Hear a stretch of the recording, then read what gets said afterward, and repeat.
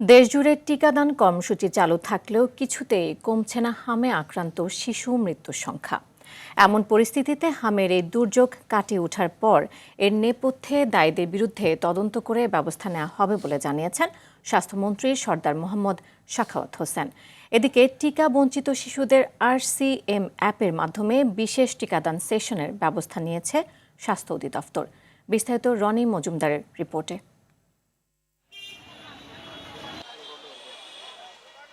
দেশের বিভিন্ন জেলায় গত ২৪ ঘন্টায় মৃত্যু হয়েছে কমপক্ষে ৮ শিশু। এর মধ্যে নিশ্চিন্ত হামে ১ জন ও উপসর্গ নিয়ে ৭ জনের মৃত্যু হয়েছে, যার মধ্যে সিলেট বিভাগেই ৩, ময়মনসিংহে ২, কুমিল্লা ও বরিশালে হামের উপসর্গ নিয়ে ২ শিশুর মৃত্যু হয়েছে। স্বাস্থ্য অধিদপ্তর বলছে ১৫ই মার্চ থেকে এ পর্যন্ত নিশ্চিত হামে মৃত্যু হয়েছে ৬৯ জনের এবং উপসর্গ নিয়ে মারা যায় ৩৬৩ জন। আমাদের মাননীয় প্রধানমন্ত্রী ওনার নির্দেশে আমরা কাজ করতে শুরু করেছি।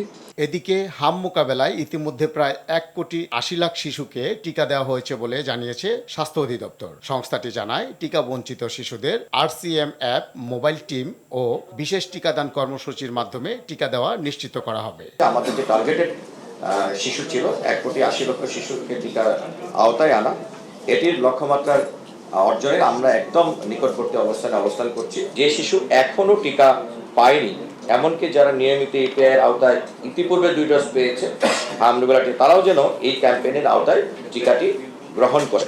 হামের এই দুর্যোগ কাটিয়ে ওঠার পর এর পিছনে দায়ীদের বিরুদ্ধে তদন্ত করে ব্যবস্থা নেওয়ার কথা জানিয়েছেন স্বাস্থ্যমন্ত্রী সরদার সাখাওয়াত হোসেন। এখন আমরা মাইকিং করতেছি পর্যন্ত এলাকায় যারা ভ্যাকসিন পায় না, টার্গেটেড এরিয়ার বাইরে যেসব বেবিরা আছে তাদেরকে ডেকে এনে আমরা টিকা দেওয়ার ব্যবস্থা করতেছি। সংক্রামক এই ব্যাধি থেকে শিশুদের রক্ষায় জনসচেতনতার তাগিদ দিয়েছেন চিকিৎসকরা।